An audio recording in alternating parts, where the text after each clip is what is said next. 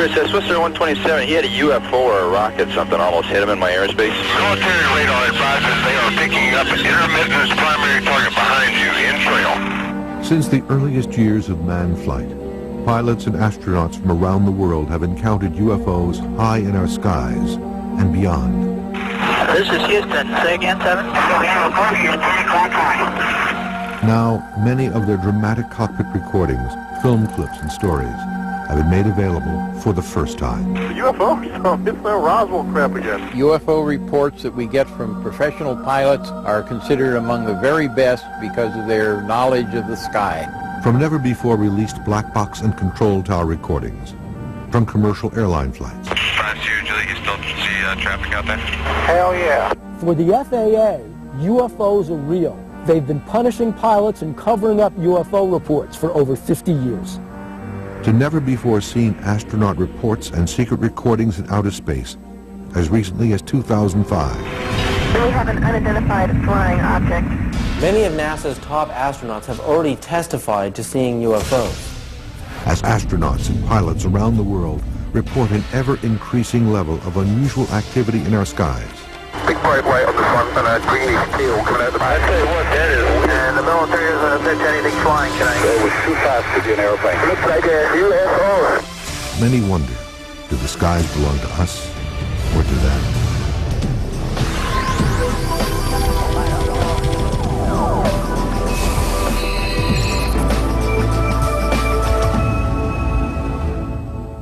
The report that was made last November 17th of a UFO spotted over Alaska attracted special attention. This sighting was made by an airline pilot with 29 years of experience. The crew claims that while it was flying over Alaska last November, it was followed for 400 miles by strange white, yellow, and amber lights. Of the thousands of reported pilot and astronaut encounters with UFOs around the world, few are more harrowing than the encounter on November 17, 1986, by Japanese Airlines Flight 1628, high above the remote Alaskan tundra. Regarding airline cases in America, the GL is very interesting because you have multiple witnesses. It was a cargo aircraft, and the pilots observed an object that seemed to be tracking along with their aircraft. It involved an investigation by the FAA. This is an official government investigation of the sighting itself. The events of that night were captured on tape. Spinner 1628 heavy.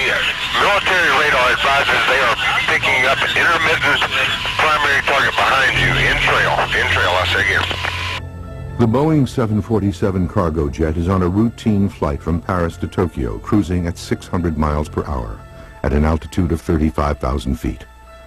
It heads towards Anchorage, Alaska to refuel.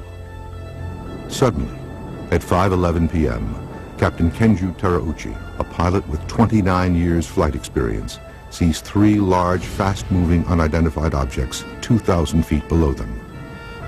The largest object is described by Captain Terauchi as resembling, quote, a shelled walnut. Captain Terauchi describes the main craft as being twice the size of an American aircraft carrier. The co-pilot said it was as solid there as if you were seeing an oncoming jet with its lights on, except it wasn't an oncoming jet. 747 was nothing compared to this big flying saucer. After several minutes of observing the UFO, the pilots realize the objects are now matching their speed, 600 miles per hour, tracking them.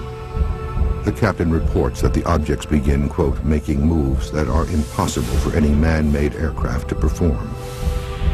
Then, without warning, two of the smaller craft suddenly rise and shoot directly in front of the pilot's window. The objects come so close to the airplane that Captain Terauchi says the intense glow makes his face feel warm.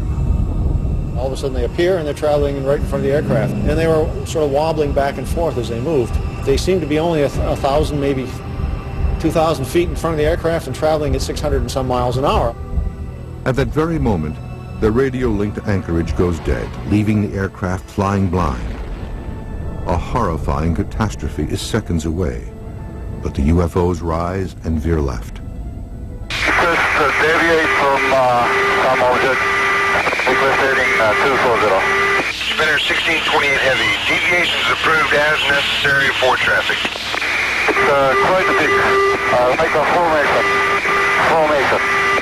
In his official FAA report, Captain Terauchi says, quote, "We had to get away from that object." Japan Air 1628, sir, do you still have the traffic?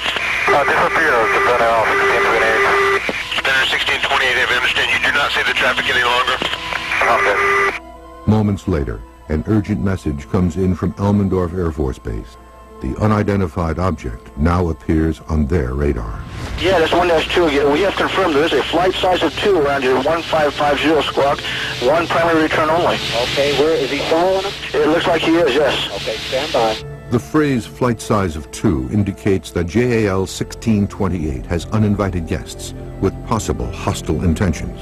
Japan Air 1628 Heavy, military radar advises they are picking up an intermittent primary target behind you, in trail, I say again. Immediately after this confirmation, the FAA requests that the Air Force scramble jets. Do you have anybody to scramble up there, or do you want to do that? Well, we're going to talk to your liaison officer about that. It's starting to concern Japan Airlines making a 360 now and still following. Okay, we'll call the military desk on this. Although the military desk took no action, JAL 1628 was able to land safely in Anchorage at 6:20 p.m. Extensive media coverage from around the world helped make this incident one of the most widely reported UFO cases in history. While the JAL case continues to inspire debate about the nature and intent of the objects that tracked the 747, to this day, the case remains a mystery. The Japan Airlines 747 had a saucer go around it. The papers mysteriously disappeared from the FAA office. January 30, 1987, only 2 months after the JAL report, a similar UFO event takes place in these same Alaskan skies, but this one involves the U.S. military. A U.S. Air Force KC-135 inbound from Elmendorf Air Base in Anchorage to Eielson Air Force Base southeast of Fairbanks reports a chilling UFO-related incident at 20,000 feet. Showing traffic for us around 1 o'clock. Can't really tell the distance. Seems to be about full altitude. Reactor 29, negative. I have no traffic and you're 1 o'clock. The pilot reports that the object is strikingly similar to the UFO reported by the JAL flight, a massive, disc-shaped, noiseless object, larger than an aircraft carrier. Seconds later, Anchorage Air Traffic Control asks if the KC-135 still has the object in sight. The pilot replies yes, and says the object is now 40 feet from his aircraft. The recent incident involving JAL Flight 1628 even comes up in their cockpit recording. We're from California, just visiting up here. People see this sort of thing a lot other than the Japan Airline type?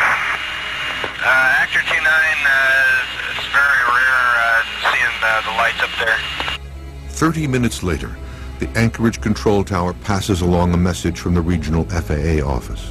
Actor 29, the quality assurance staff at the Anchorage Center requests you give them a call after you land at Eielson. That is concerning the object we're looking at? Affirmative, sir. I think pilots make especially good UFO witnesses. They know what's normal in the sky and what isn't.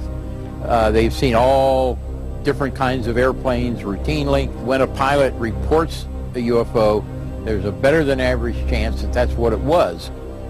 January 31st, 1987, less than 24 hours after the KC-135 encounter, yet another UFO-related incident occurs in the skies above Alaska. The pilots aboard Alaska Airlines Flight 53 reportedly witness enormous, bright, disc-like objects tracking their airplane. Ground control